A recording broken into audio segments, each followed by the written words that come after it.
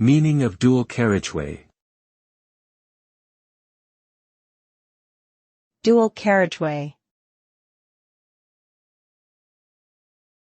Dual carriageway. Dual carriageway. Dual carriageway. A dual carriageway is a type of road that has two separate carriageways for traffic, each with two or more lanes, separated by a central reservation or median. It is designed to allow for high capacity and increased safety, as well as reducing congestion and improving travel times.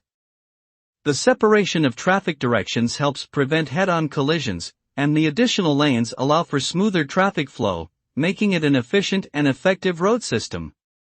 Dual carriageways are commonly found in urban areas, highways, and major connecting roads between cities.